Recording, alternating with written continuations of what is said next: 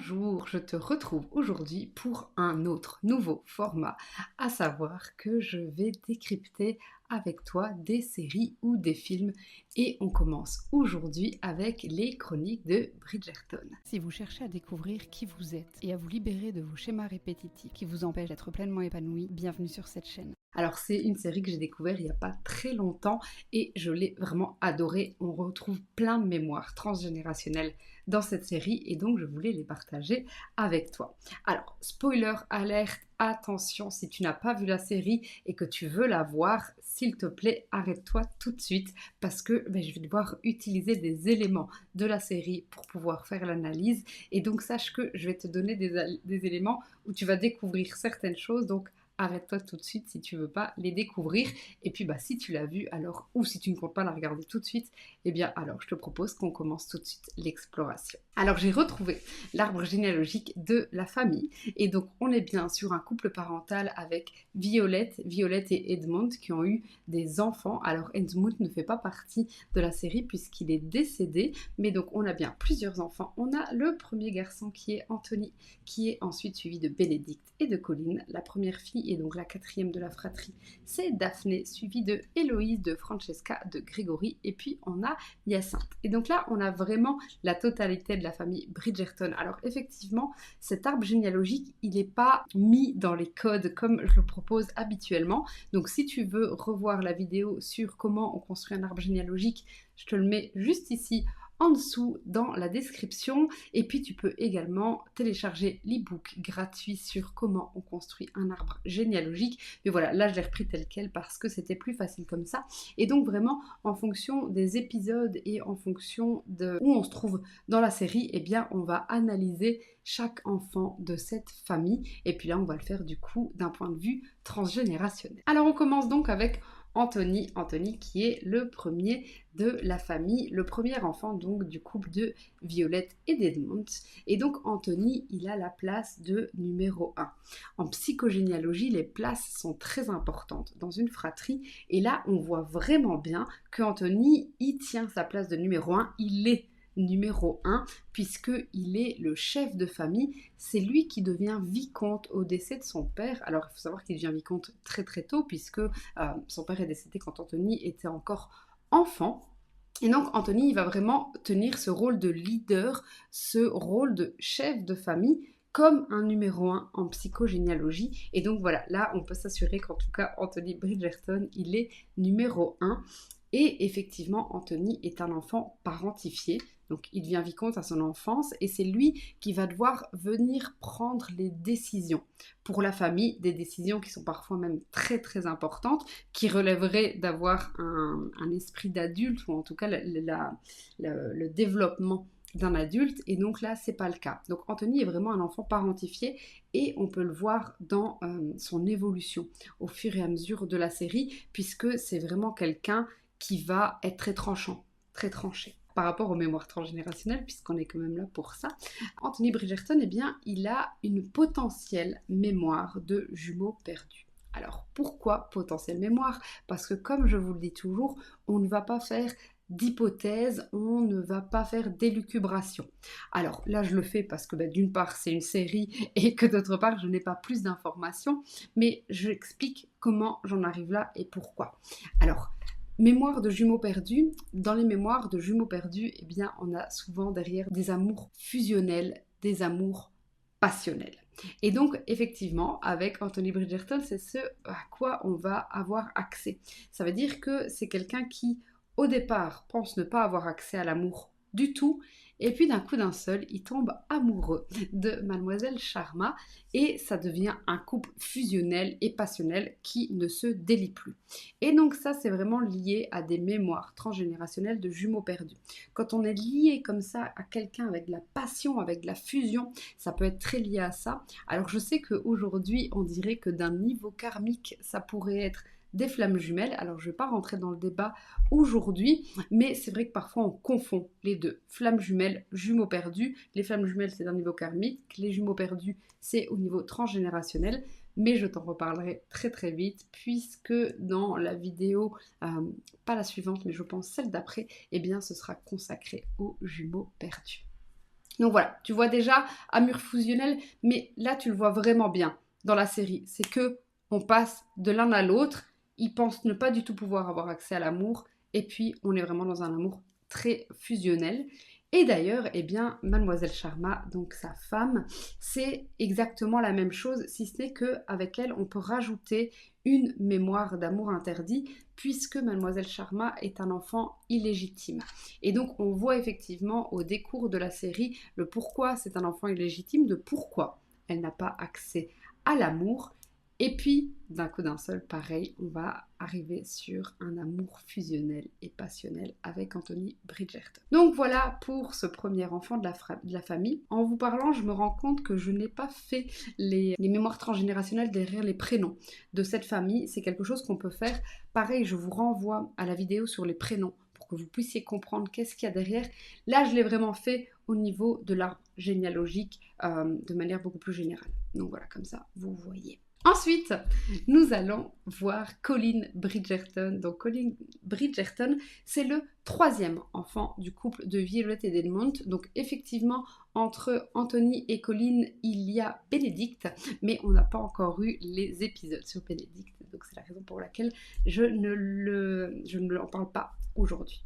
Alors du coup, Colin, troisième enfant du couple de Violet et d'Edmond. Et donc là, pareil, il tient bien sa place de numéro 3, comme on le voit en psychogénéalogie et en transgénérationnel, puisque le numéro 3, c'est celui qui doit créer sa place. C'est souvent ce qu'on appelle le vilain petit canard, qui ne sait pas encore qu'il est un cygne. Et donc effectivement, Colin, c'est celui qui a traversé le monde, qui fait ses propres expériences, qui crée sa propre place, qui fait des tests, qui essaie, et puis qui au fur et à mesure, bien sûr, développe sa propre place. Mais c'est vraiment ça, la place de numéro 3. Donc pareil, que ce soit pour Anthony ou pour Colin, on est vraiment bien dans leur place, ils sont à leur place. Alors du coup, bien Colin, il va se marier à Lady Penelope Featherington. Alors ici, on ne va pas parler d'amour, même si on pourrait. On en a déjà parlé et on en reparlera juste après avec la première des filles et la quatrième qui est Daphne Bridgerton. Et donc ici, juste par rapport à Lady Penelope Featherington, eh bien, on pourrait derrière voir une mémoire transgénérationnelle qui est liée au secret de famille. Pourquoi ? Eh bien, simplement parce que Penelope et Lady Whistledown. Alors, Lady Whistledown, c'est la chroniqueuse qui vient raconter les secrets, qui vient raconter par écrit tout ce qui se passe dans cette société, dans cette haute société. Et donc, elle est révélatrice de secrets. Pénélope, donc ça nous parle bien de secrets de famille. Alors, elle va les révéler à sa façon. Et on a tous des secrets de famille. Mais c'est de se dire en quoi ça peut avoir un impact sur nous. Et je trouve que cette série, elle nous montre vraiment bien comment les secrets de famille peuvent venir se transmettre de génération en génération et de l'impact que ça peut avoir sur les uns et sur les autres. Donc voilà pour ce deuxième personnage. Ensuite, nous avons donc Daphne Bridgerton, donc qui est effectivement la première fille du couple de Violette et d'Edmond, mais qui est la quatrième de sa fratrie. Et quand on est quatrième de sa fratrie, eh bien, on tient la place de numéro 1.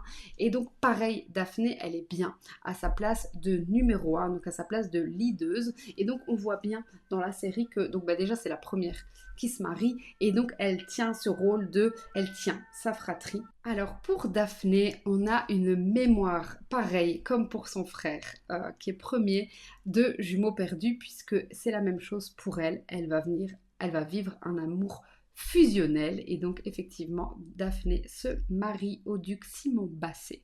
Et alors, pour le duc, on a également des mémoires. Alors, en psychogénéalogie, on a toujours la possibilité de soit être en loyauté avec sa famille, soit être en rébellion. C'est la même chose, c'est comme une pièce de monnaie, il y a la face A, il y a la face B, mais c'est toujours la même pièce. Mais ça n'empêche qu'en fonction de comment on la regarde, on sera en loyauté ou en rébellion. Et donc lui, on voit bien que le duc, eh bien, il est en rébellion. Il est en rébellion parce qu'il a une rébellion par rapport à son père, il a été rejeté de son père, et du coup, il rejette l'amour. Et donc, on a cette mémoire d'amour interdit, puis finalement, il y a moins de rébellion et il se mariera avec Daphne et ce sera un mariage d'amour. Mais donc on voit bien aussi dans la série comment on peut être en loyauté ou en rébellion dans sa famille. puisqu'il y a toujours les deux possibilités. Et puis avec ce duc, on a également la mémoire de femme morte en couche, puisque sa maman décède des suites de sa naissance. Et donc on peut aussi voir toutes les... Alors je vais dire toutes les complications, mais en tout cas toutes les épreuves auxquelles on peut être confronté dans cette mémoire de femme morte en couche. Ensuite, nous avons Héloïse Bridgerton. Alors pour Héloïse, j'ai détecté 2 mémoires transgénérationnelles. Alors il y a aussi un amour interdit. Alors on verra juste à la fin de cet épisode, de cette vidéo, que les amours interdits, ça fait vraiment partie de manière très générale de cette série. Mais là, l'amour interdit, il est focalisé par rapport aux classes sociales. Donc on voit bien que Héloïse fait partie des nobles et elle se lie d'amitié, elle se lie d'amour avec quelqu'un d'une autre classe sociale et on voit que c'est pas possible. Et donc on voit bien qu'il y a cet amour interdit entre les classes sociales. Donc il n'y a pas juste un amour interdit de par une loyauté, de par une rébellion comme on a pu le voir dans d'autres personnages de la série. Là on est vraiment bien sur un problème de classe sociale, mais je l'explique juste après de manière plus générale pour cette série. Et puis on a aussi en mémoire très générationnelle pour Héloïse la mémoire de femme libre penseuse. Alors c'est quoi cette mémoire de femme libre penseuse? Eh bien elle l'incarne très bien puisque c'est une femme qui est, ou en tout cas qui se veut libérée des obligations sociétales telles que les normes peuvent le vouloir. Et donc dans cette société, eh bien, effectivement, les femmes doivent se marier, elles doivent faire des enfants, elles ne font pas d'études, elles sont dépendantes financièrement de leur mari. Et Héloïse dit, moi, c'est pas ce que je souhaite pour une femme. Il y a d'autres possibilités pour les femmes. Et donc, on voit bien dans sa quête de... alors, on pourrait appeler ça du féminisme. Je ne sais pas si c'est exactement les bons termes qu'il faudrait utiliser. Mais donc, on voit bien cette mémoire de femme libre penseuse chez Héloïse. Alors ce qui serait intéressant par rapport à cette famille, ce serait de voir ensuite comment ça vient s'imprimer chez les enfants, mais ce sera peut-être pour plus tard, mais comme ça vous avez vraiment déjà, si vous regardez la série avec cet œil transgénérationnel, vous verrez déjà bien toutes ces mémoires. Alors ensuite on a quand même, puisqu'on est en Angleterre, le roi et la reine d'Angleterre. Alors on voit très très peu le roi, et c'est la reine qui vient en avant-plan dans cette série. Dans ces mémoires transgénérationnelles, on peut donc voir la mémoire de folie. Parce que effectivement, là, le roi d'Angleterre, il est épris de folie. Et derrière, il y a le secret. Parce que la reine d'Angleterre, eh bien, fait tout pour cacher la folie du roi. Alors, je dis la folie du roi parce qu'il n'y a pas de mots qui sont mis dans la série sur le fait que le roi est dément, qu'il perd la tête, donc c'est la raison pour laquelle j'utilise le mot folie, mais parce qu'il y a bien une mémoire de folie, il y a bien des mémoires transgénérationnelles de folie, d'enfermement, donc le roi n'est plus vu par la société depuis longtemps, et donc dans les mémoires de folie, il y a souvent derrière une mémoire d'enfermement également. Donc voilà pour le roi et pour la reine.